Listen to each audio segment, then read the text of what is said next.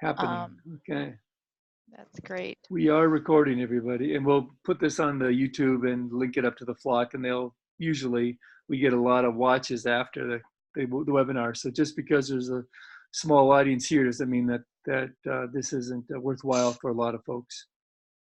Yep, and keeps us with a pattern looking ahead, and we'll just build as we go. So really excited today to welcome everybody, and hopefully I can get this to work the way that it is. Let's see. There we go.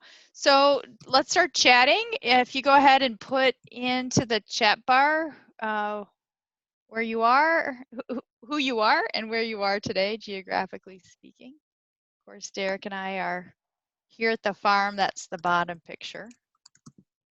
And I put these other two in because they were both kind of web experiences for us this past summer. Jen from Alaska was down in Moose Lake, which is a funny story many of you may know about. And I went with him to Moose Lake, and then that's Karen Kabarga, one of our sort of PH daughters, if you will, who came to spend some time with us this summer.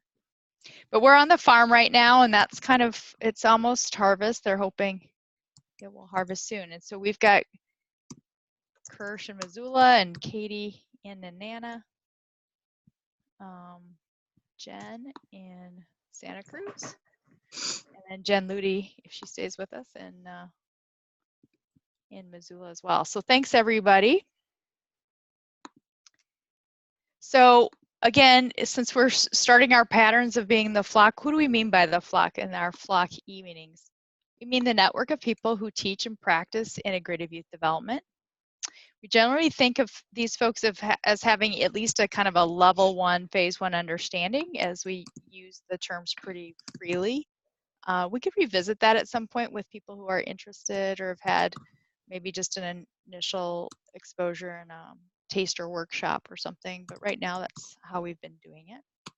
We vary by geography and disciplines and work settings, how we first got introduced to IYD and the webs of support, and then in, probably an infinite number of other ways, right? Well, we all have this in common. So we're looking to build the flock that way. So where might you find out more about flock information? Well, we do have a bulletin board, and it's a place to hear recordings like this one, link to past meetings. If you have ideas or articles you want to post or share, there's a button that gets sent to me. And that's the URL at the bottom there. And the password is full color flock. We may change this where this gets hosted to kind of create a more interactive mechanism for you all. And prior to doing that, we'll probably connect, bless you, a Google form or something where you can make sure you let us know that you do want to be informed. We want to start developing a list, and maybe even at some point I'm part of another group that has a network map. It's pretty cool, and then you see where people are and can connect, and as you travel or want to work on projects, you can find other people on the flock. That's what we'd like to grow towards. But right now, that's a good place to go, and hopefully you've got that booked, Mark. So today, we will get caught up with each other. We typically use this as a starting place because even though it's the same kind of question, the stories are always different. It's usually been about 4 or 5 months since we've seen each other. So think about this, and we'll get there in a minute, your most recent napkin talk moment, or any summer reading if you had the pleasure to do that, and any aspect of Roy G. Biv that you saw in that.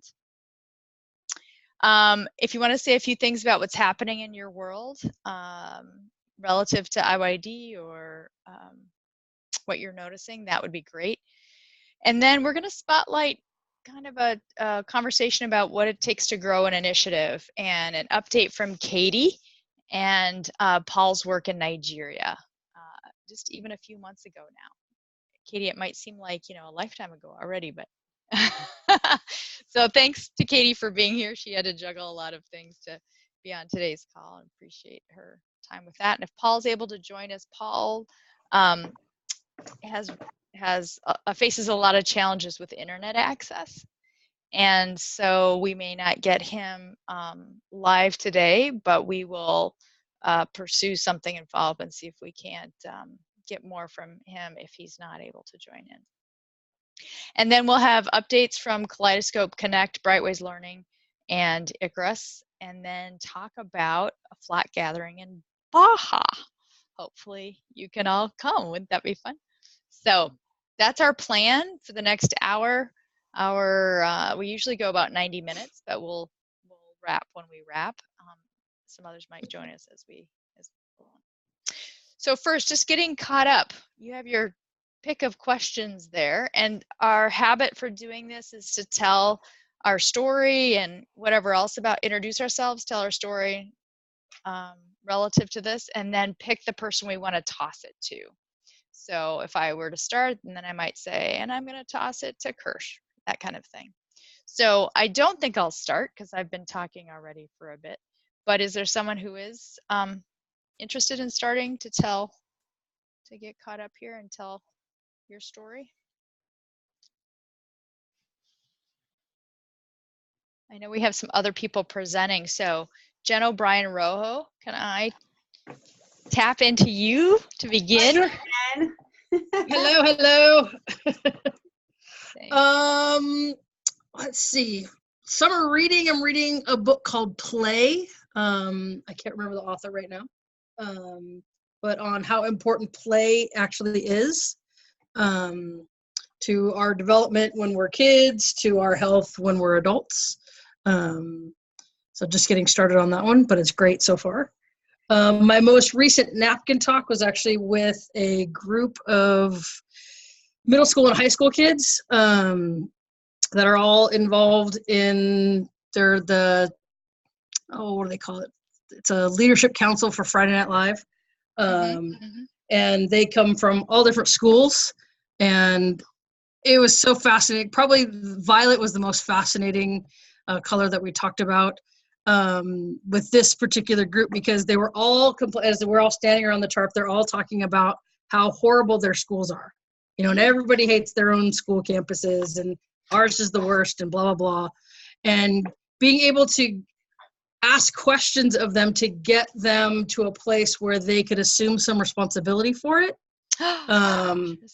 And, because we all want to blame the administration, and knowing the kids, no, I'm not tight with them, but I know them well enough to where I can kind of poke them a little bit and poke the beehive just a little bit, to where it's like, okay, let's look at ratios. How many adults versus kids on campus?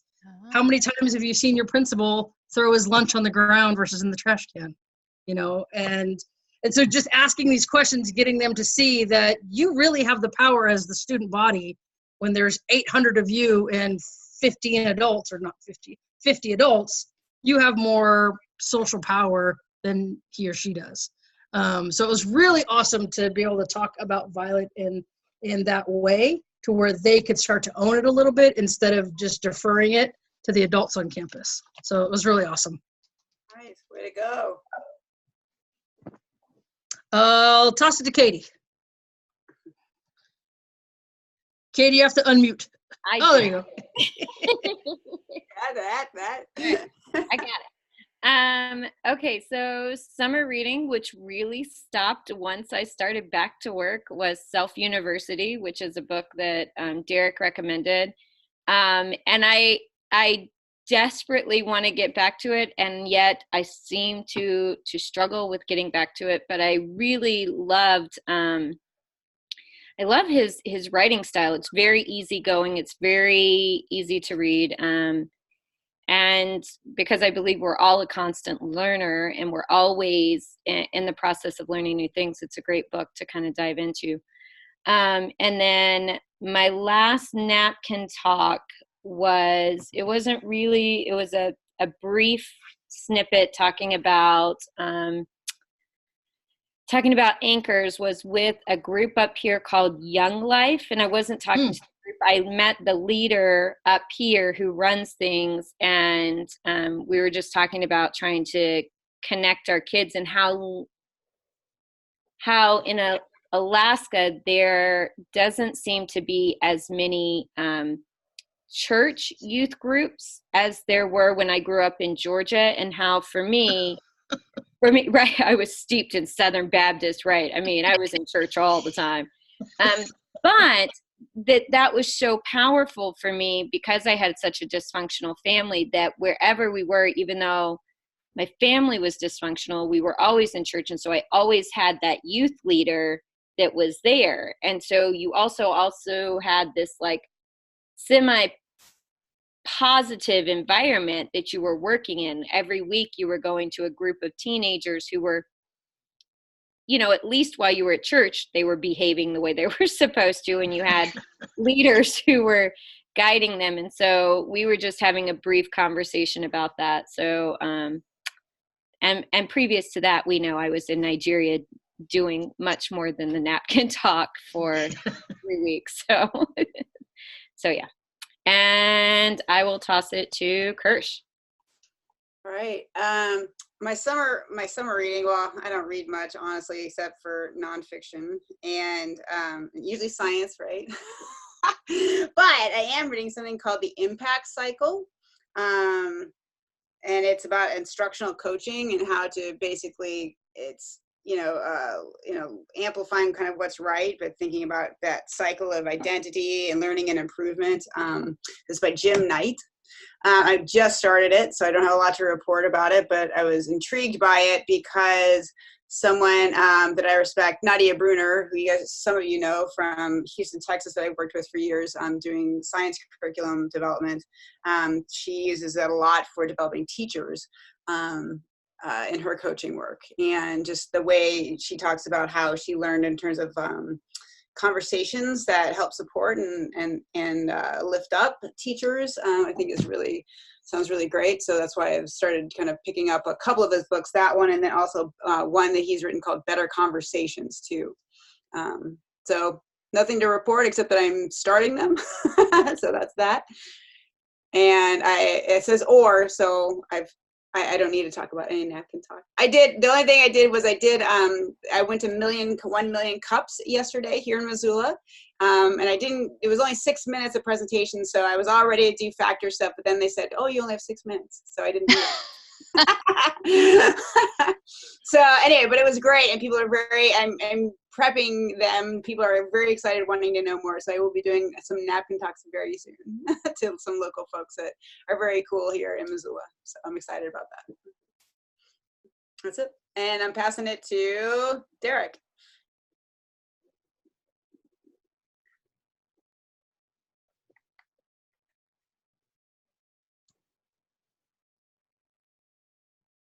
I don't know if Derek heard me. Do you hear me? Yes? Okay. There we go. I'm trying to get back to reading, and so I'm reading about one book a week. And so the last few books I've read, the one I'm reading right now is David Brooks, who's a conservative talking consultant, talking on NPR. And he's got a book called The Second Mountain. And I watched his video. You can watch it if you want. It's on YouTube at the Aspen Ideas Festival. And it really struck me. And he did a good job. So he elaborates on what he talked about in that second mountain. And it really is our work. It's the demise of the breakdown of community, the breakdown of resilience, the amplification of individualism. And he's honest because he's a conservative. He sees that you needed to break up, like we say, you needed to break up the web, but you didn't need to throw the baby out with the bathwater. You needed to understand that the web was your choice and not that you weren't conscripted to it or you get moved. I read another book right before that called Essentialism by Greg McEwen, which is a kind of a book that just talks about minimalism and making good choices. And especially on the farm, as I'm surrounded by grandma's stuff, and it's like, holy cow, like we can do so much more with so much less. And the other book I'd like to amplify, talk about is I'll pick. So my friend Billy Stills wrote a book called the Jawbone of something. The Jawbone. And anyway, in that book, the last chapter, his culminating chapter, talks about me and Dirk when we were on the Daida Dawson race together. There you go, Jawbone of a carnivore. And it's one, what good compliment. Two, he's told me for years that he's delivered that dialogue we had on the lake in sermons, and he gets credit for it all the time. People always, and so he's pretty proud of himself that he gave me credit in writing. But he's a good writer. He went to the Bread Loaf Project, participated in that out in Middlebury College a couple times, and so he's doing well. The last napkin talk I gave was on the airplane coming back from, I guess, from Alaska, right? Yeah, Alaska. When I was sitting next to a person, a woman, and she asked me what I did for a living, and I was tired, but I wasn't so tired that I couldn't sleep, and so I could sleep. So I said, "Well, I can measure love, just like I always do."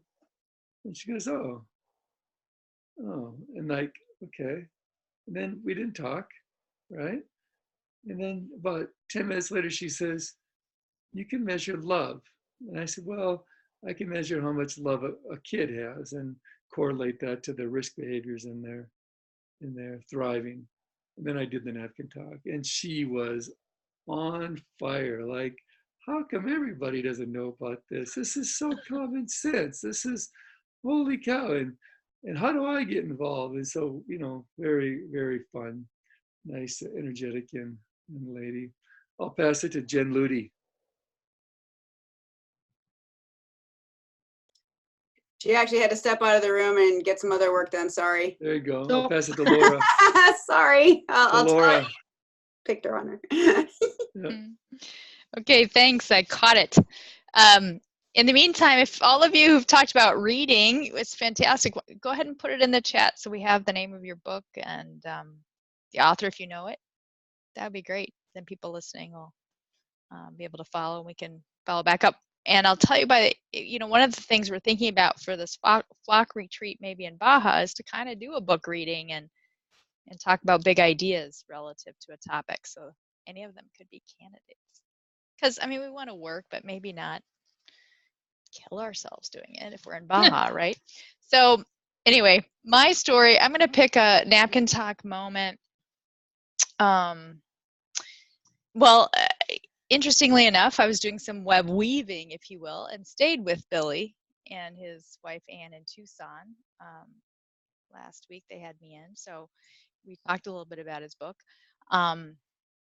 But on my way back from Arizona, it was about a 2-hour, 45-minute flight, and I talked to Carter, a 24-year-old guy who left Minnesota to branch out and went to Arizona. The first job he took there didn't work out so well, so he left it and bartended, and then he got a job with Yelp. So we mostly talked about his heart and relationships, and that led us into talking a lot about anchors and how he learned how to navigate building the life he's trying to build.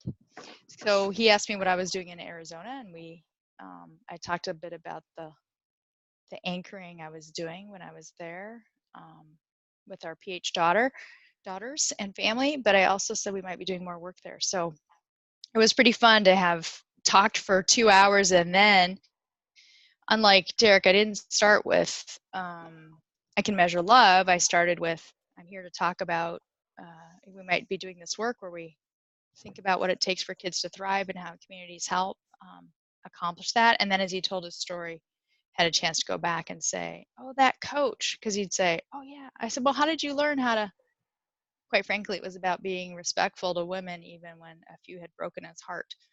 And he said, "Well, there was my coach who always talked about his wife in positive ways. There was my dad and how he talked to me about it." And so we kind of back-ended into anchoring a little bit that way. And as Katie referenced, I didn't really go through all the other colors, but that was the most recent. That was just, well, actually, that's not even true. The most recent was dinner last night, wasn't it, Derek? When a friend of ours, we went out and she was asking what I was doing in Arizona, and that led to a whole conversation. So I too find people get really excited and then start making connections. And in each of those cases, these were people connecting about what adults need, quite frankly. Yep. Yeah. So we know there's a future, right? Cool, cool. Definitely. Well, great. Thanks for putting in those book titles. That's awesome. All right, and for the updates, that's great. Thank you, everybody. So I think everybody's gone now, right? We all had a turn. I think so. Okay. So we want to now move then to the spotlight and growing integrative youth development and initiatives. We're all part of initiatives in some way, and we thought it would be great to kind of take this spotlight tour. We asked Katie just really recently, Katie and Paul, and so this is really just meant to be a teaser, a taster, and maybe the questions the rest of us have will prompt some insights into maybe a longer webinar or meeting or way of sharing more if that's useful. So with that, I'm going to stop sharing my screen if I can figure out how to get over there. Oopsie. Stop sharing. And I think Katie has her own slides she wants to share, right? Yes. I will do my best. I know that I kind of end up like putting lots of stuff in, so don't worry about reading it, and I'll try to wrap my head around it, because so many people have asked me, you know, once I came back, they're like, what was it like? And you can't, like, in that moment, you want me to tell you what 3 weeks in another country, in a third world country, was like, you know, and that's, and it just bounces from one extreme, you know, when you're talking about toileting over in a third world country versus the impact you make on other people. So I will try to condense things down, and I tried to take your questions, but I just go big, and I don't mean to. So I'll share now, and I'll be quiet. Well, I won't be quiet, but I'll share. Okay. All right. Am I up? Is it working? Not yet. There. Okay. So this is the picture there is just this first group. This was my very first integrative youth development workshop that we did, and that's our crew there. And so, you know, my title is Traveling IYD Style, which I think, you know, anytime you're going to another country by yourself, your web of support is kind of far away, your anchors are, but then you have to develop this relationship where you're at. So, and then once you develop it, it lasts a lifetime. I mean, like, I feel like I'm constantly, I don't think that Nigeria will ever leave me or the people there. So it was good. So I'm just going to keep going from there. All right. So why Nigeria? Why integrative youth development? So when I was 12, I went to a church camp, and they did a presentation on Africa. And I think it was Kenya. And I have a picture. My grandma still had a picture. She's no longer with us, but a picture of me in like a traditional African dress. And at 12, I knew, like, I want to go. I want to go to Africa, and I want to serve. Like, I don't just want to go and visit and do the tourist. I want to give back. And then that was kind of just forgotten for a long time. And then I did a class called ILA, Inspired Leadership Academy, that Andrea Durney has done. And Andrea is actually who kept saying, you need to take this class, just take the class. And it talked about making a vision board. And so on my vision board, Africa got put up there, you know, as a place to serve. And then I just started telling everybody, like, hey, I want to go to Africa. I'm going to go to Africa. That's where I want to go. And people started saying, you can go here, you can go here. And Derek and I ended up at Chena Hot Springs, of course.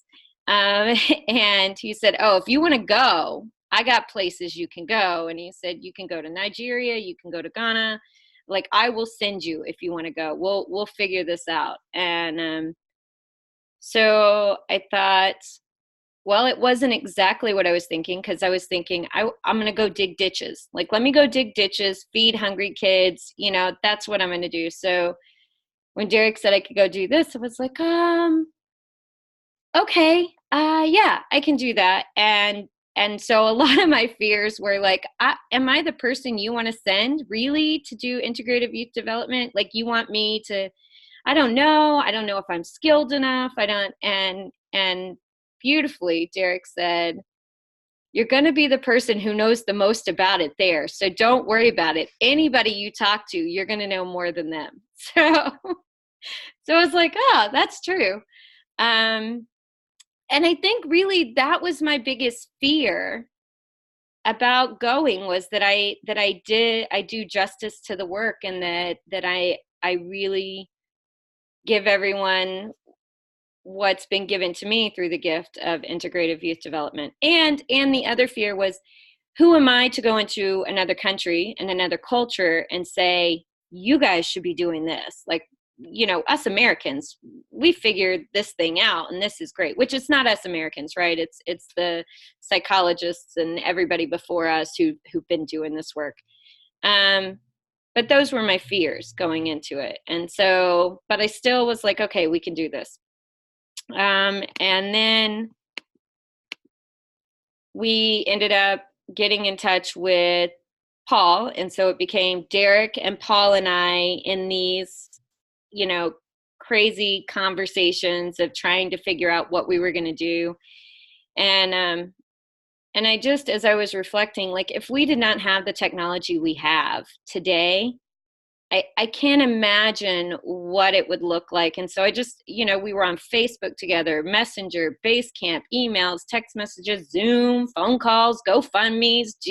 I had a geo tracker so everybody could track me the whole time I was gone. It would be on. So people, you know, my sister would say, I didn't see it for 2 days. Where are you? Are you okay? And so I'd let her know I was fine. And so, and the World Wide Web, right? So, you know, towards the end, when it was getting close for me to go, there were talks of a lot of my support group being worried about my safety. And for me, I was kind of like, I'm going. And the only concern I had initially was, you know, I'd like to be relatively safe because I still have 2 kids. And I'm not worried about anybody else, but they kind of would like their mom to come back, I'm sure. And so Derek started pounding the web as well, looking at all the stuff that was out there about Nigeria. And what's unfortunate is most of it that you find, if you just click, is negative. And I don't know if it was Derek or someone else pointed out that Alaska's violence against women rate of crime is pretty horrendous. And yet I would never tell somebody, don't come. I would never tell a woman, don't come to Alaska. You know what I mean? So it was pretty relative in that respect. There were communication barriers and styles and personalities that we had to figure out. You know, I would get on the phone with Paul and I couldn't understand anything he said. One, he sounded a million miles away, which he was. And and he had, even though he was speaking English, his dialect is so much different than mine that we were, you know, he would want to talk to me and I just couldn't communicate back and forth. So it was really interesting to navigate all of those kind of pieces, because I would say, what are we doing here? And we would wait a few days and try to find out. And then, you know, of course, once I got there, I understood fully why it was difficult for Paul to get all the information to us when we needed the information, because that was a whole different cultural experience, even in communicating. But it all came together. And the other things that we needed to do was the knowledge preparation, which Derek was awesome about. And he kept telling me, you got to know the CRC, right? You got to know the Convention on the Rights of a Child. And I was like, yeah, I get it. I'm reading it and I hear you, but okay, I got it. And ultraviolet and infrared. And I was kind of like, I'm reading it, but I don't know how it all plays in plays together. So there was a lot. And then things that were really challenging for me, the biggest one was financial support, because I don't like asking for money. And I am a procrastinator. So I just keep it was a very slow trudge for me. And then trying to figure out how to write the GoFundMe account, which, people who know you are either funding you because they believe in IYD, or they're funding you because they believe in you. And so trying to balance those two, or knowing that it's your mission. For me, it was a mission, right? It was IYD, but it was also this mission of giving back to the world. And so those were some challenges. And it cost me about $1,000 in immunizations. I think I spent about $1,000 getting all of the shots that I needed. And the best one was Imodium. Because food in other countries apparently is just different, and your body knows it. So the best medicine I had the whole time I was there was my Imodium. And then, leaning into your web of support and keeping the communication lines open. I really, it was really, really beautiful to watch people come together to support me and to support this trip, because to know that people believe in you, and they believe in your cause, and they believe in what you're trying to do, and that they're so gracious about giving back.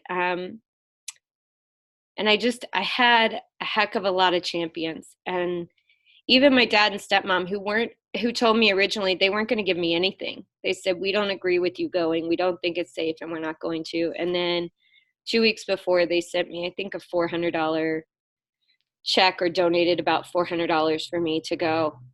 So just so much gratitude. And for me, that is the hardest piece of the web of support for me, is to actually reach out to my anchors when I need them.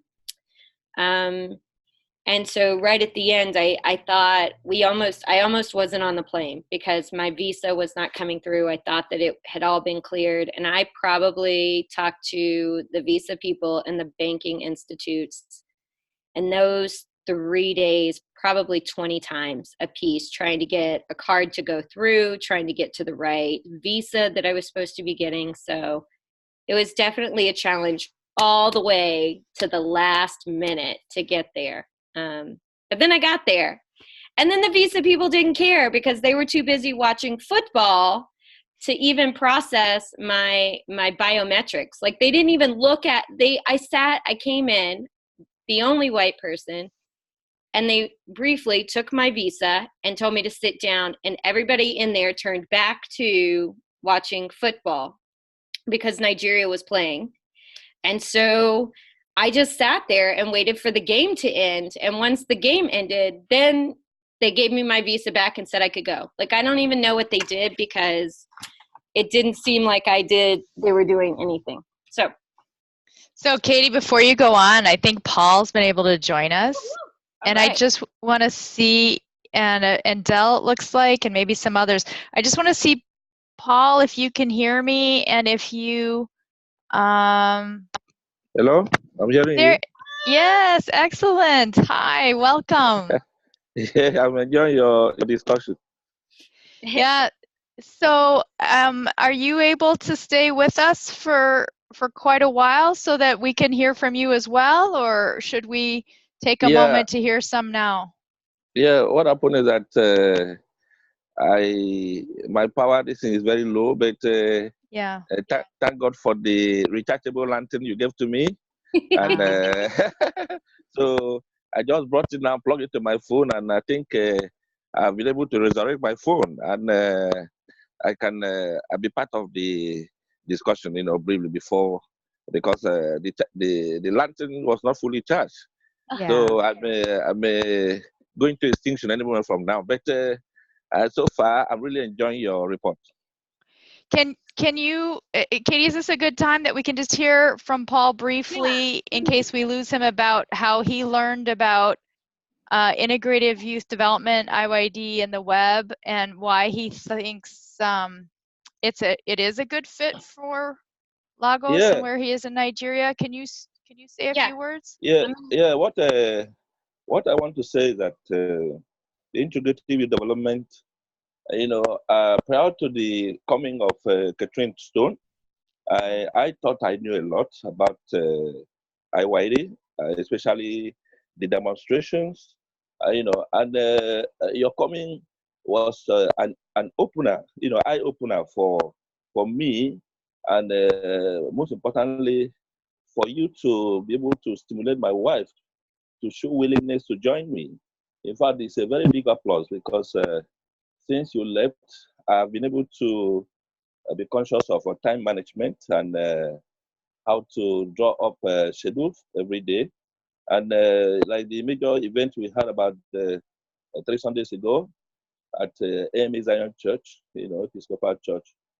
In fact, we virtually did everything you told us, and it was overwhelming. I came back home, I told my wife, I said, oh, this is wonderful.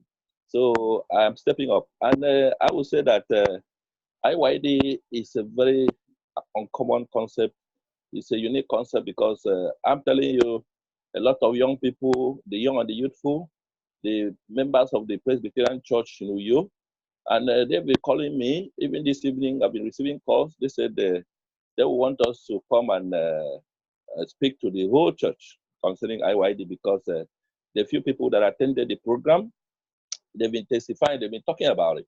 And they said this is the first time somebody has taught them the practical approach to how they can grow independently without being a problem to their family and the society, and doing the right path, So, and the web of support demonstration, in fact, because when they sent me those materials, some time ago, I just put them in my shelf, and I didn't use them because when we met in Chicago, I didn't really understand the in-depth, of how to apply those things. But when you came, and in fact, it was an overwhelming experience, getting those teachings and those practicals training. And so far, I would say that it's quite empowering because as it is now, I will summarize this way that you and Derek Peterson, you people have given us a vocation, and it's quite interesting. It's quite interesting. So I would say that, we were talking about the ultraviolet and infrared, I wasn't really understanding that aspect of the colors because even those people that were certified in the hotel, and some of them called me. They said, "But you people said the rainbow has 7 colors. How come that we saw in the certificate that it is 9 colors?" I said, "Yes, that is when we are doing our meeting. We are going to." But I briefly told them that they said, "Oh, this is quite revealing." And in fact, I would say your coming was a blessing to Nigeria. Thank you so much, Paul. It's great to hear your voice.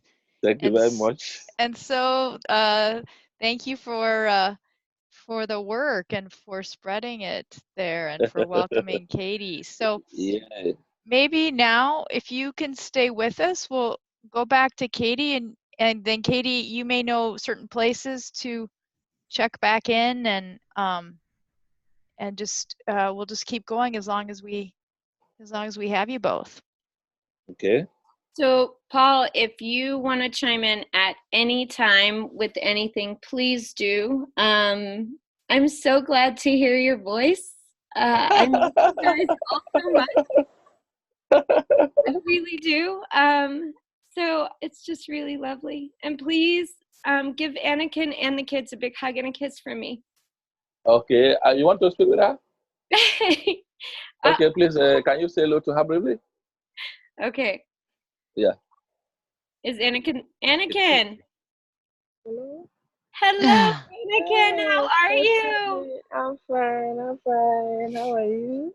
I am good. I miss you so much. Me miss you too. How's your family? They're good. Trenton got his first moose. He went hunting and got a giant moose, and Sophia's started basketball, so we're just super Wow. busy. Yeah. How are the kids? Wow. They are fine. They are doing well. How's Good. mommy? Do what? Your mommy? Your Oh, mom? she's good. She's good. My sister actually just gets into town today, so we're gonna have a big family All get right.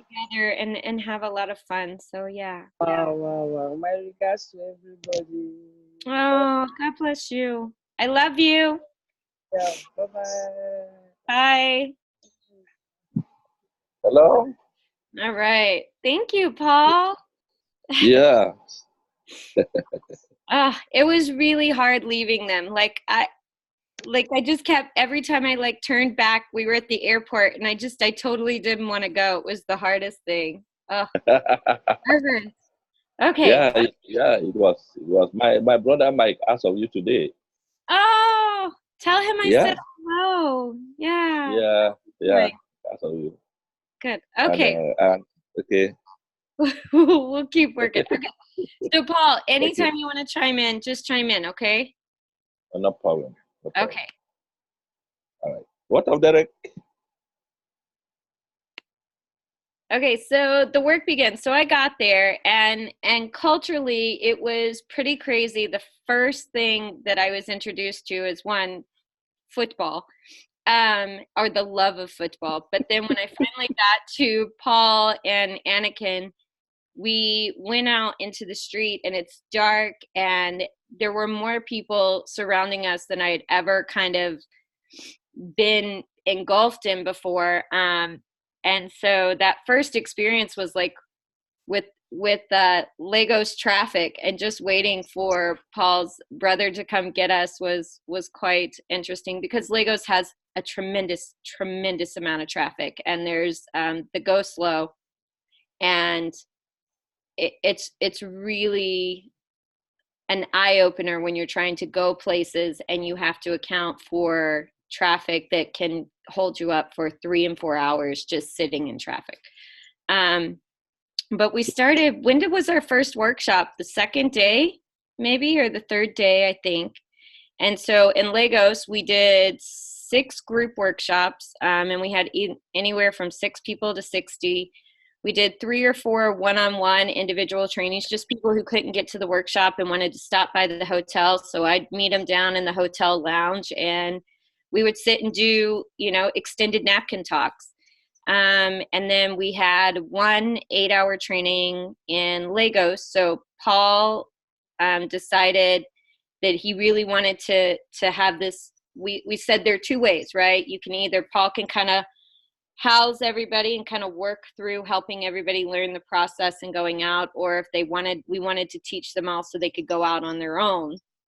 And so we decided that Paul, being the head, to kind of help everybody into getting into the groove of things. So we did an 8-hour training there, and then we did, I think, 4 or 5 groups in Uyo. Paul, were there more than 4 or 5 groups? I was trying to remember this morning, and I could only think of about 4. But did we do more than 4? Yeah, you said? Hello? Come again? How many workshops did we do in Uyo? Okay. Uyo, we did about was it 7 or 8? Okay. I couldn't remember specifically for Uyo. I was trying to think back in my brain every place that we had been. And then we did. So sorry. Yeah. Yeah. And so then we did an 8-hour training there as well. So Paul's family lives in Lagos, and then Paul's home, his hometown and his home area is Uyo. And so, or Akwa Ibom. And so he has people in both places that he's working with in both communities. So it was really nice to be able to go to both places. I like Uyo, just so everybody knows, I like Uyo better than Lagos. It's much greener and less traffic. And it was just a fun place. Both places were really fun. So our trainings, I think for me, I enjoyed our workshops that were smaller in size, because you could work more one-on-one with everybody and everybody could kind of connect. However, every place we went, it was a huge impact. And we had the same questions over and over again, which I think is interesting, because the same questions, I bet, are the same questions we have here, which is they would ask at the end, what if you have an anchor who's not positive? What if your anchors are not supporting you, right? And it always made me feel, I know it sounds odd, but it always made me feel really good. It was like, oh, they got it. They know they need positive anchors. And how do we cultivate that? And the other awareness that I came away with was that, people talked about cutting out an anchor. And I said, well, you got to think about what your anchors are there for, though, because you have some anchors who only provide orange strings, but you definitely need those orange strings, and you can't just cut loose if you don't have a home, if you don't have food, if you don't have clothing. Cutting loose of even an anchor who is maybe not the most positive is can be detrimental. And so then I threw it back to Derek, quite honestly, every time, and I'd say, well, as Derek says, get more anchors. Just get more anchors. And so so it was really beautiful, and it was really powerful. And everywhere that we went, everyone was just so welcoming and thirsting for the knowledge. And like Paul said, it wasn't a concept that they'd ever heard before.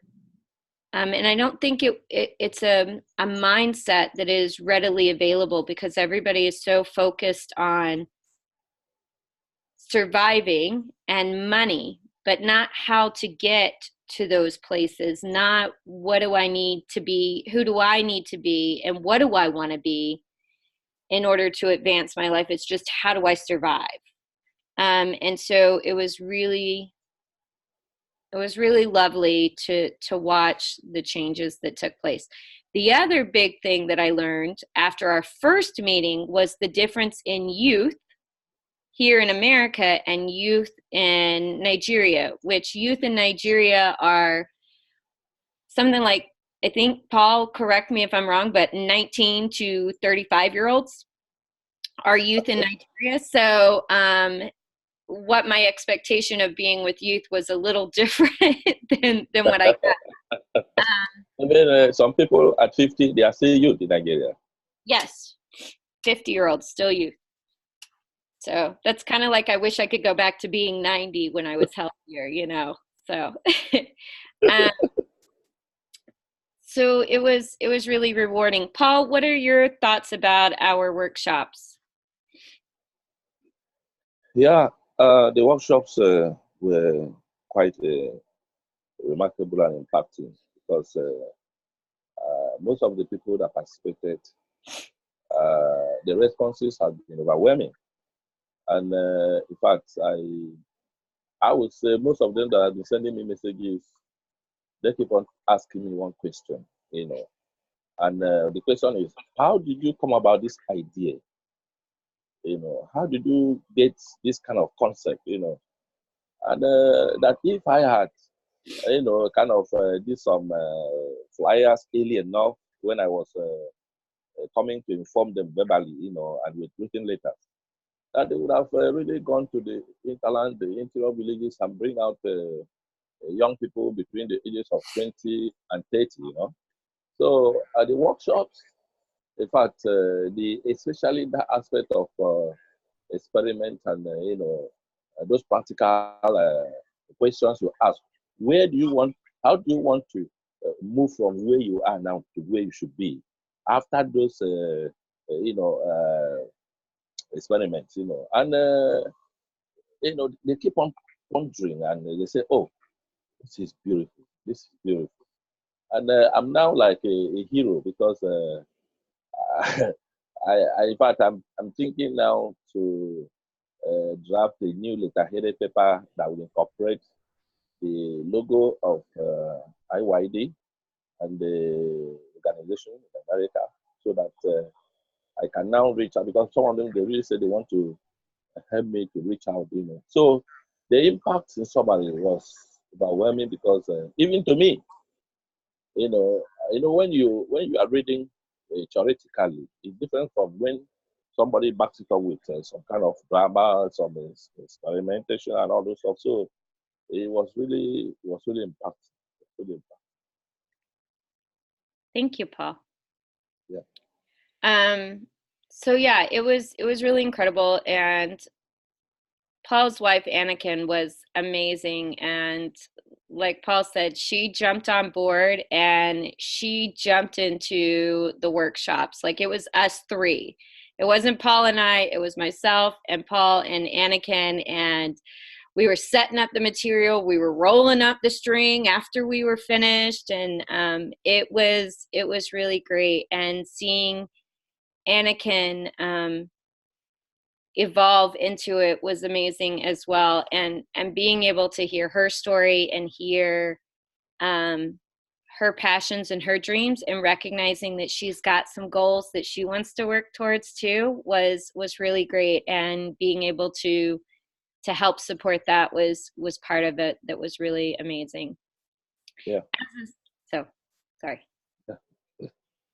But as a side note, all those fears about Nigeria were completely unfounded where I was. I mean, there was an alert at one point that said there were some protests going on, but everyone that I met were just incredibly kind to me. So just so you know, if you ever go to Nigeria, they're gonna love you.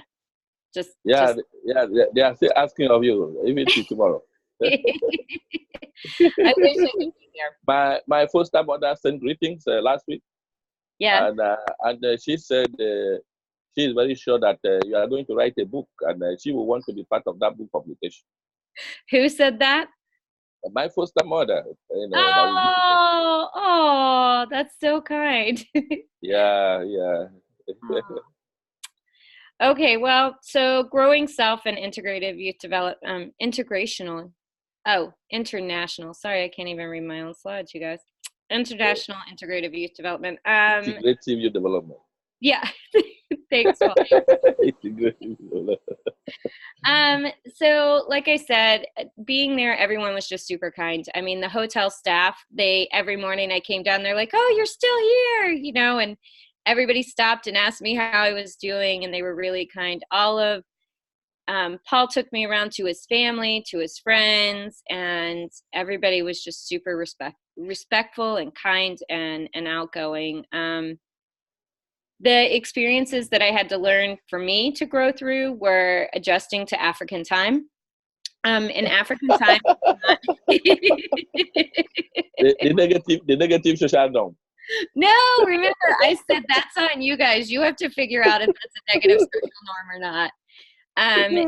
African time is an hour to 3 hours late. So they'll tell you the meeting is at 10, knowing that you're not going to show up till 11, and maybe even after that. So and people kind of filter in. So we would start with 10 people, and by the time we ended, we'd have 40 people sitting there. And so for me, being an American and I have Alaskan time, which is like 10 minutes late, African time was definitely a transition for me. Modern conveniences, there were not regular grocery stores that you just went into. There was no 7-Eleven right around the corner. There were vendors everywhere.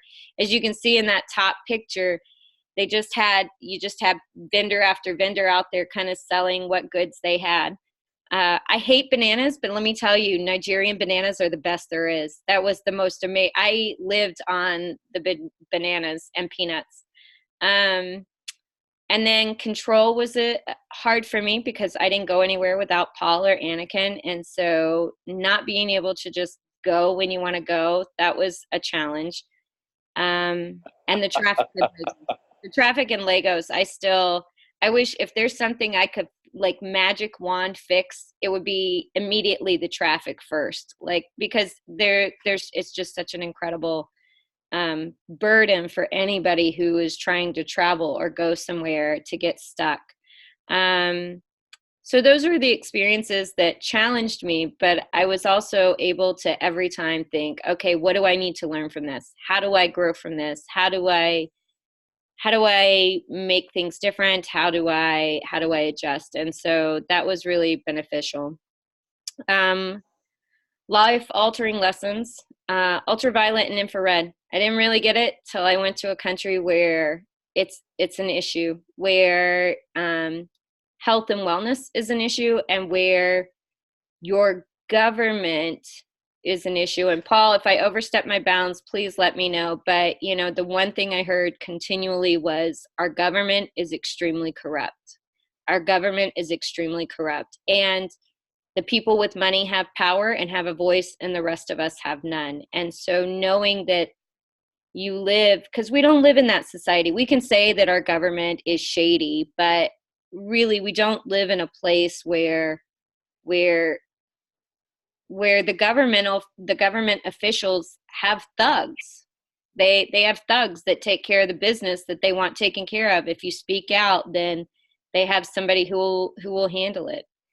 And that's huge, because I got called to task. Like, I'm talking about, you know, the web of support and integrative youth development. And somebody said, what are you going to do about this? And I said, I just a girl from Nenana. Like, I just came to talk about how to, you know, web yourselves up and have anchors and run for your goals. And I don't know how I'm going to help you work on pollution, and how I'm going to help you work on your political structure.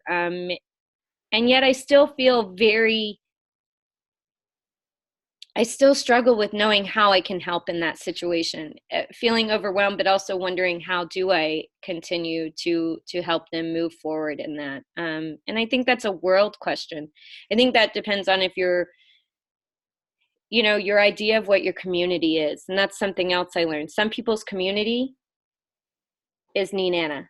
Some people's community is their family. Some people's community is the United States. Some people's community is the world. And it depends on your view of that as to what you invest in and how you figure that out. And for me, I feel like I have a world view, but then I also feel like I have a world responsibility. And that feels pretty overwhelming, because I want to help make the world a better place, and I want to be able to support people in positive change. And what I learned while I was over there about integrative youth development is that people just need to be, you know, you got to connect. You got to connect and support each other, even in the most dire mostly in the most dire situations, to come together and love each other versus pulling apart. Hold on one second. Yes. Kayana, help me grab my bag so she get a point. I will give Kayana a good guy point, and I will give you a good guy point for coming and letting me know she was so helpful. Okay. Thank you, Malachi. Just let everybody know when me coming back in. I'll let them all know. All right. Sorry. So I'll try to wrap up, because I do actually have kids coming back. But yeah, one, hope. That if people have hope, right? If we can just help people to have hope for a better future, and when they know that they can connect with each other and help build each other up, then that's hope. You know, when they can look in themselves and know that they can grow through the support of others, that they can grow themselves into a stronger person. Every person needs that. And going to Nigeria, I realized that's not an American thing. That's every single person just needs to feel loved, have hope, and feel connected. So it was forever altering. And I'm forever changed. And then I just, you know, I remember to have gratitude and grace. From Nigeria, I just learned that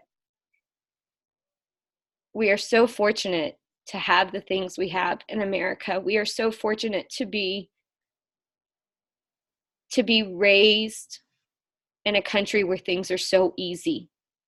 It's so easy here. And you're very correct. Yeah. So I'm extremely grateful, and I'm extremely grateful for the opportunity to have gone and been with Paul and his wife and met so many wonderful people, and to have shared integrative youth development, because it's so beautiful, and it's so beautiful to watch every person who sees it and understands it. And like I said, we didn't work with teens and kids, we worked with young adults, and they were all still so desperate for answers and for connection and for something more than what they were living in. And so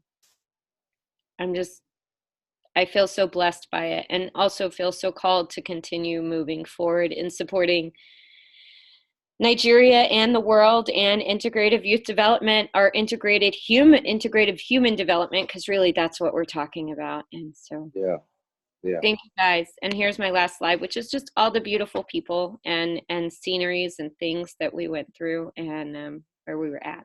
So, thank you guys. Thank you. That's awesome, Katie and Paul. Thank you. That's so cool. Okay. Thank you. Yeah, thank you so much. Paul, do you have anything you want to add? And Derek, I know you were a big part of the anchoring behind the scenes, and you know both their stories quite well. Anything you want to add? Maybe just take a couple of minutes before our other updates. No? And I also just a second, I also want to welcome, we had a few other people join us. Dell, and then someone on the phone who I can't see who that is, Yeah, but welcome. But go ahead, Paul. yeah, I'm putting the folder and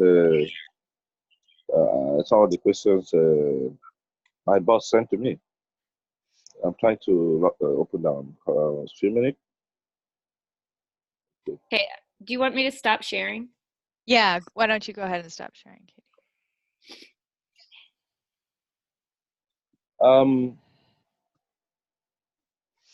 Yeah, okay.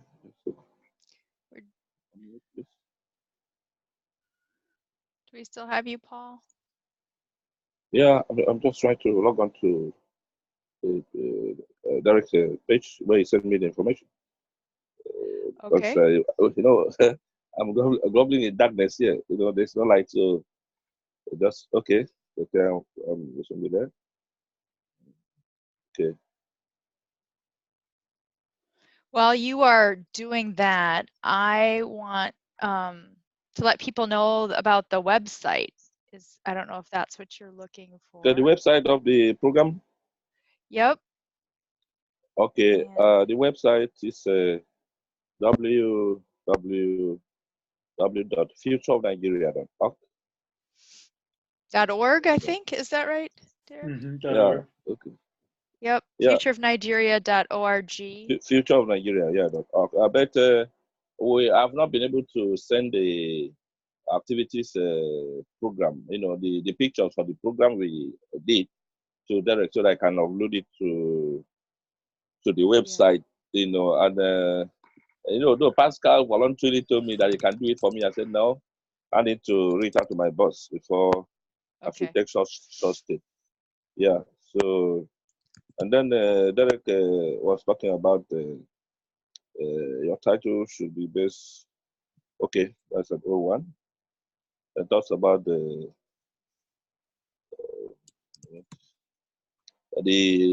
talking about the social fabric, and then how it relates to the infrared and the ultraviolet, then the CRC connection. So I'm just trying to look for the message.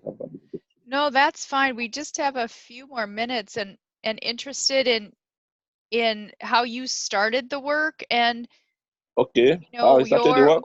Yeah, and why you think IYD matters. Where you? Yeah. You know, IYD became intrinsically important because you know, in my state, Akwa Ibom in particular, that is why from the beginning, I emphasize that we must spend more days in Akwa Ibom State because, you know, the mentality of our youth, you know, they are very idle, they don't think, and every day they go to a politician's house and beg for money. And thank God that you gave me the opportunity to be sharing my story, because most of them, when they see me on the road, they see me as a superman. And they say, oh, this man, he used to travel, he used to do this, he used to do that, but he doesn't drive a Jeep, because they are very materialistic in nature. And but what happened is that most times when I get some invitations to some youth program and I'm given opportunity to share my experience, most of them always follow me. They say, "Oh, how did you start? How did you do it?" I told them it's a matter of mindset, and it's a matter of renewing your mind. So, and then I was okay. Having been to a Bible recently, most of them, they were like marveled. Say, I knew you. Even I remember the pastor in the Lutheran church. Remember him?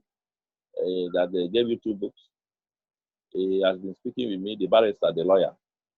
He said that your coming was an eye opener to so many members of his church. That even the following Sunday, after we finished that program, that most people were weeping. They said they didn't know that they were in darkness. They didn't understand what to do.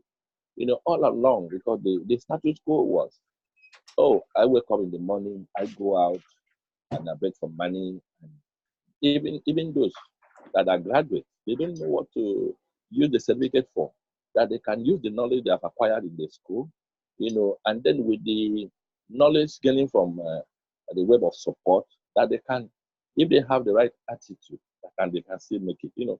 So it was really deep, and but they now see me as a role model to them. So with me knowing my level of deficiencies, I am now, more focusing more on my learning, so that I can be properly certified. So that because I see someday that governors and the commissioners and ministers someday will invite me to speak to so many audiences, and then share this very unique concept. That's fantastic, Paul. So, moving to hear about the impact, Yeah. and to hear that you're being asked to speak more and that your leadership is being recognized. That's fantastic news. Congratulations. Yeah. So we'll keep in touch. Thank you. Thank you for being on today. And but in your report, you did not mention my own aspect of discussion, using my own experience to spur up the youth.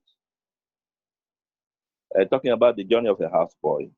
Mm-hmm. And your book, yeah. And your book, yeah. And your book, yeah, my book, yeah. You did not mention that. I don't think that's been talked about yet. Okay.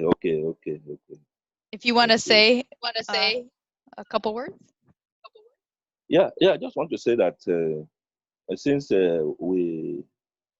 since you left, a couple of calls have been coming in from churches, and they keep on telling me, Paul, well, we can now believe in your book, and because it's not easy for a young man of your age, but I don't know, I'm young, I'm old, to bring a white person to Nigeria, and then to reach out to communities without being scared, without being afraid, to speak to the young people. In fact, I remember, the village council, we went with the 23, comprising of 23 villages. The chief there had been talking with me. He said that the few moments you said something, that they were very happy for the first time for a white person from America to come to their meeting. Though at the time I brought the letter to them, that they were preparing to make sure that they give you an award, community award, but they were not sure, because they were looking at me, feeling that I was just telling them stories. I said, well, that is the way it goes sometimes, to bring some surprises. So they were very overwhelmingly happy. Yeah, so every time they keep calling me, well, I need 10 copies of your book, I told them to relax, that it's a work in progress, So in fact, I would say that now I have an identity. I have an identity now. Somebody can identify me with a legitimate, vocation, that I can stand before anybody and then talk about it so proudly. Thank you so much. Thank you, Thank you, Katie All right. and Paul. And I know you have to leave soon, Katie. So Yep, thank you for. we're having a popcorn party because they earned it. They walked in line the way they were supposed to, enough that they're getting popcorn. So, okay, I'm gonna go pop popcorn. Thank you guys. I miss all of you. I always love seeing you guys. Take care. Bye, Paul. Thank you so much, Katie. And we're going to, all of you on, we'll wrap up now with a few other updates. And so we've got about 15 minutes left, and try and check in with a couple other people that have joined us. Do feel free to join in the chat if you're online. That will be great as well. So I am going to turn it over to Kirsch. Kirsch, would you like to show your own slides, or would you like me to walk through with them? Either way, I can pop them up here if you think the response time is easier. I'm not sure. Yeah, why don't you go ahead? Okay, let me open it up here then. Oops. I have it here, but So how do I do that? Do I just show my screen? Yep, go to the bottom, show your screen. You may want to start playing first. Okay, I end up losing. Or no, you want to share your screen first, and then right. play. That's what I was wondering. Okay, hang on a sec. Otherwise, I can. Okay, yeah. Let me see. Let's see if it works.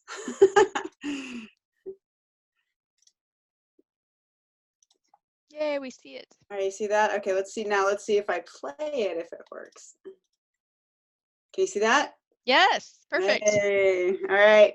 So this is Kirsch, for those, I don't know if everybody knows me, but I'm the education director at Brightways Learning, and we are the K-12 arm of integrated youth development with Icarus. So I'm just going to give you an update of what we've been up to the last several months to catch people up a little bit. We're always doing flight clubs and different kinds of trainings in schools, especially up in Alaska, of course, but always expanding our reach thanks to people like Jen O'Brien Rojo, who also is on this call, of course, and into California, and getting great people going. And one of the things related to that we did this summer here in Montana was we had held a flight school. And so this basically was to get some of the people that we've been training kind of along the way for leading flight clubs in schools. And so we had an amazing time, I would say, working and learning together for that purpose, and learning a lot from each other for sure. And so anyway, that was a great time, and continuing to train up people to do more. And related to that was I'm working with David Pavish and Eamon McDonald, who are really kind of our top leaders in what we do in schools here for Brightways. And together we are developing, because we've been trying to work out how to train up people and make sure that people are good to go. Of course, as Derek always says, we don't want to put people in position to fail, and also we certainly don't want to harm any students, any youth or adults. And so we've been working hard for, keeping figuring out how to train people up for the standard that we expect in both kind of facilitation, experiential learning, social emotional responses and supports to people that come to our trainings, those sorts of things. So we developed what we're calling our competency badging system. Hopefully we'll have a sexier name than that at some point. That's where we're at. And we basically have 5 competency areas that we are looking at: training and facilitation, experiential learning, content knowledge and content application, that specifically relates to integrative youth development content, and then social emotional competency. And we've developed some rubrics for those who are familiar with the education world. Typically, performance can be evaluated using kind of rubrics and looking at where people can improve. And this will help us then looking at their competencies, what they're kind of ready to lead. So that could be leading, just say a half day adult only workshop somewhere, let's say at a conference or teacher in service, or all the way up to especially the fairly high competency level of doing flight club.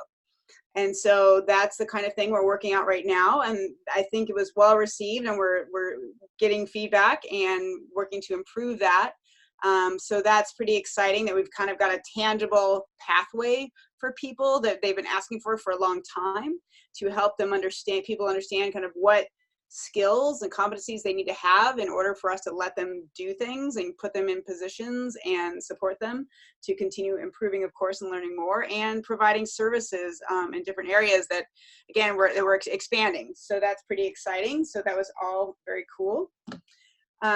So more on that as things move along.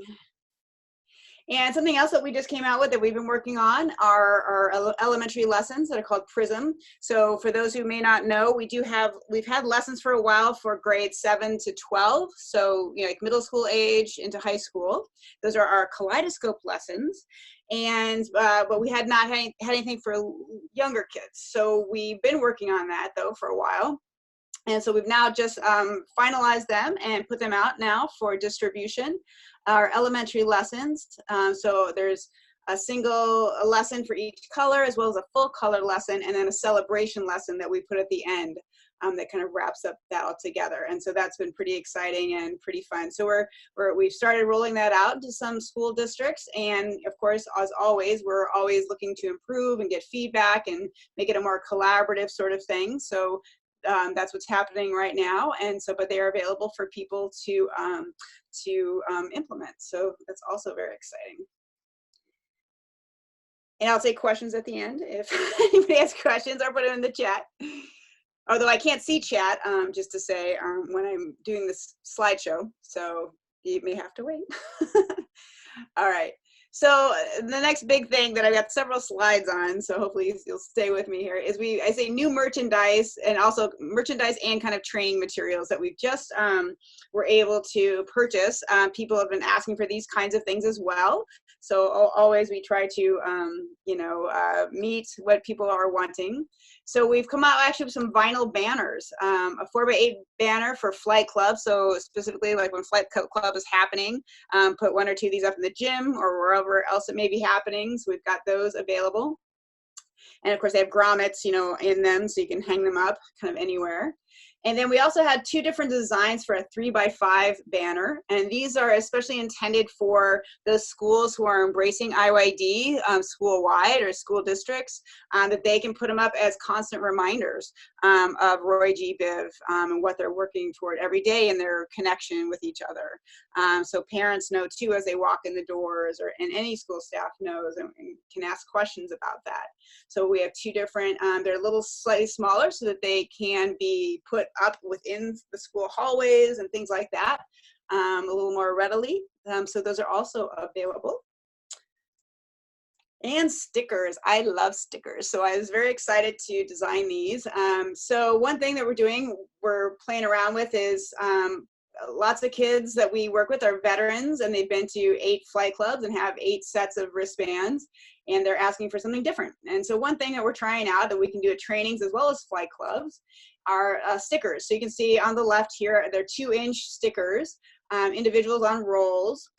And so as we kind of do the colors, kind of hand those out and put them on the envelopes, and different training materials that we're going to be working with for adult trainings as well, like the workshops that we do.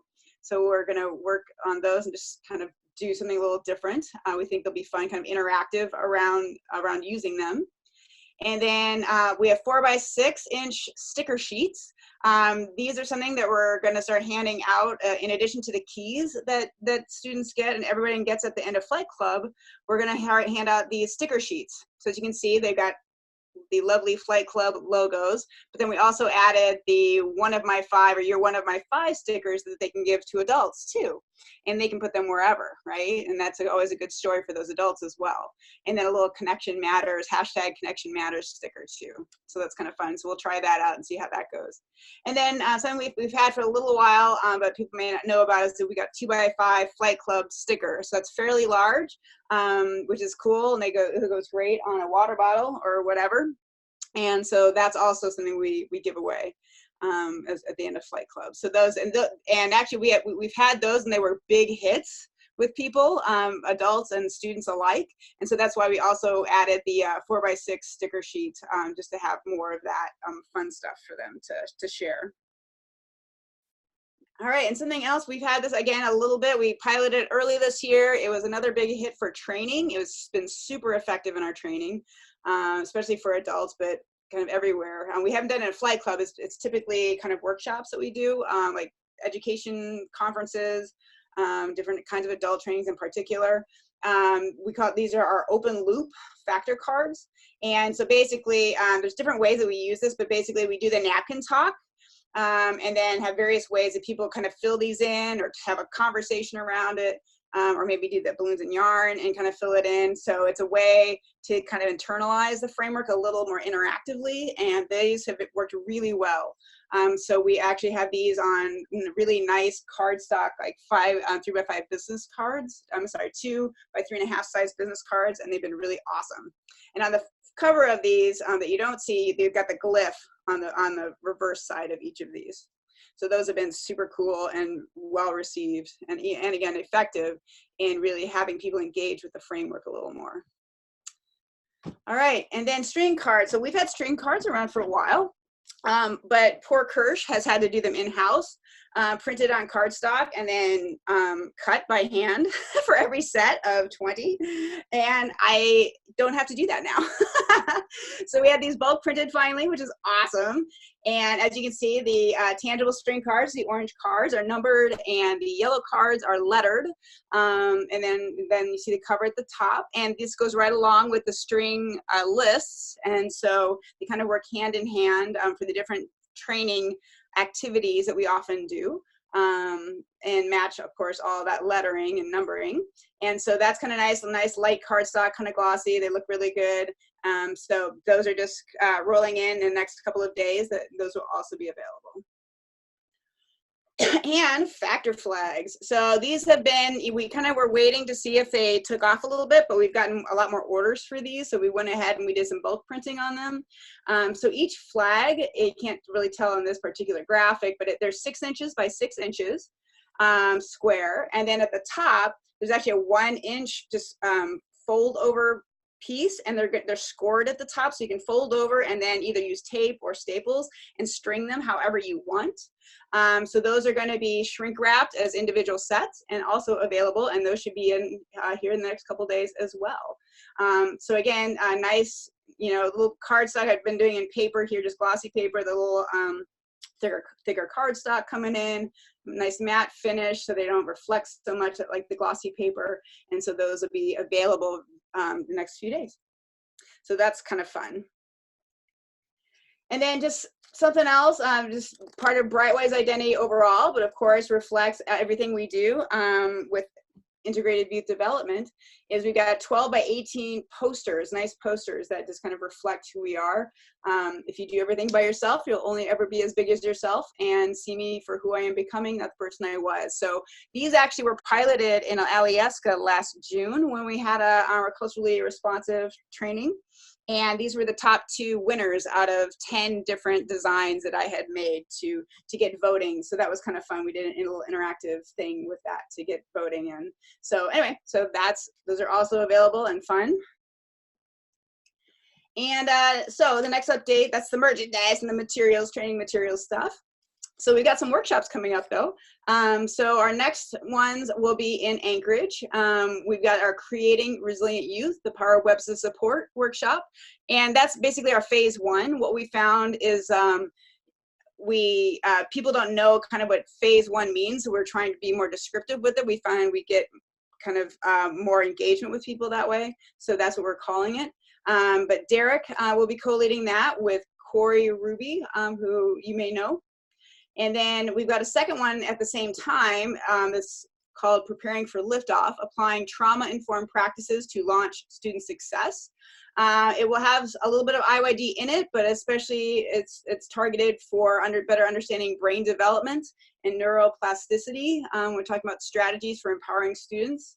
And so that will be co-led by Beth Buchanan and Carrie Carl. And for anyone, if you want to let people know, it'd be awesome, but we've got an early bird rate until October 15th. And you can go to our website, brightwayslearning.org/events, and find these. And so please go there and send that link off to people, because who knows, they might be able to come and join us, which would be awesome. And then just to know kind of some upcoming ones we've got dates for already is also our Resilience Through Culture and Connection. That'll be in Girdwood, Alaska in early June 8th and 9th. And that very much will be related to the supports a grant in Southeast Alaska with the Tlingit-Haida tribe. And so that they'll be very much embedded with the Tlingit-Haida culture of that region, as well as integrated youth development and connection language. And then we'll also have, we had an educators confluence last June here in Missoula, where I am, and we are doing it again because people really want it. And so we're really excited. We're developing it. It'll be a little different than last year, but it's pretty exciting. And that'll be mid-June. So just know that, and you'll be able to find that. And for all of these also, just know that we do try to offer 500 level credit through local universities. So University of Alaska Anchorage will be offering credit, and then here in Missoula, there'll be a similar credit offered for that confluence through the University of Montana, as we did last year. So that's really helpful for educators, of course, who are looking to renew their certificates. So, all right, and I think that's it. I know it's kind of fast. I don't run out of time. Thanks so much, Kirsch. Questions? If you have any, yeah, questions, we're almost out of time altogether, and I will wrap up, but maybe quickly a question or two. Nothing came up in the chat while you were speaking that I could see. So you covered it all, I bet. So I will just wrap with a couple other things. I want to remember people's time here, but we'll save our update for another time for Icarus, but I do want to talk about a couple key things. So I will, I probably just keep this slide like this if you can see okay, or maybe I guess I can play. So Icarus, that's Derek and me, more or less, and then whoever else comes along for the ride from time to time. But we're the home of integrative youth development and a hub for the PHlock. We're also Brightways Learning team members as we contract and work with them from time to time, and we do teaching and consulting. And we've been busy working on developing new markets. I'm not going to read all of these, but I'll just put them up quickly. So we had a PHlock call in April where we dove into thinly webbed versus at risk. You may want to go back and listen to that if you're curious about what the distinction might be. Derek led us through that about why he strongly believes those are not interchangeable concepts. Jen O'Brien Rojo, who's on, worked with Dr. Nicole Poland-Pettit and did a fantastic webinar in July on deconstructing the LGBTQ+ acronym in consideration of youth. Thank you very much. And that recording is available. We're in a lot of places these days, as you can see, and doing a variety of things. And stay tuned. We'll talk more about them. One of the things I wanted to make sure we had time in for anyone still able to be on the line is we'd like to start a tradition at least once a year, maybe twice, of doing PHlock gatherings for whoever can come. If we're all about connection, we want to keep that strong. So think about whether you can join us in Mexico in January.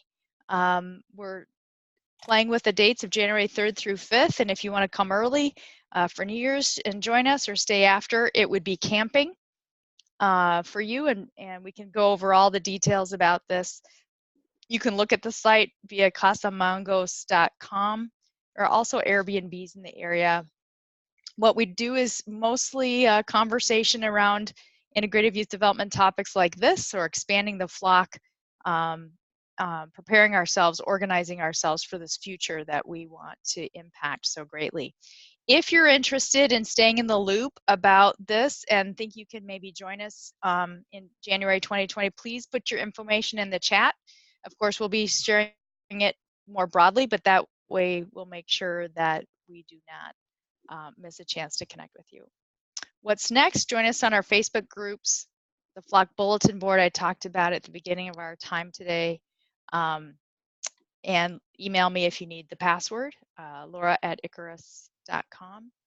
Our next PHlock meeting, November 21st. Please get that on your calendar so you can join us, and the training events that Kirsch talked about. So I'll stop sharing now and also see if there's any questions. And then also, that was a whirlwind at the end there. But Sorry. no, it's all good. I want to respect, I know people have been on for a while. So any questions about any of that? And type them in the chat or let us know. And in the meantime, I wanted to see if Dell, who's joined us, wants to say hello or say anything. And then if our other caller wants to. Dell, can you hear me? I'm hoping you can. I think you're not muted. Maybe he stepped away.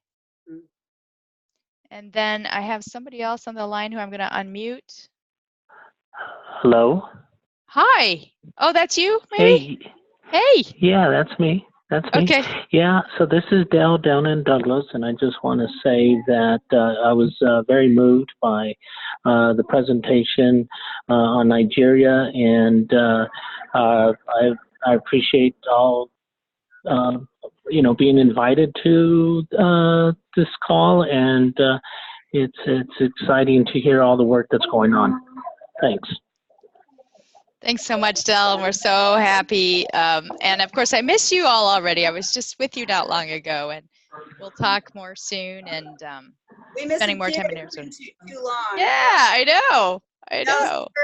Hello. Hello, hello. So thanks. Hello, hello. Yeah. All right. Anything else? Thanks, everybody. Well, anything else for the good of the group? That here, I'll unmute everybody. Anything else for the good of the group before we wrap? Jen, you're good. Derek, good. Thank you, Hirsch. Thank you, Paul. Well, thank you, everybody, so much. We can stop the recording now, Derek, if you could.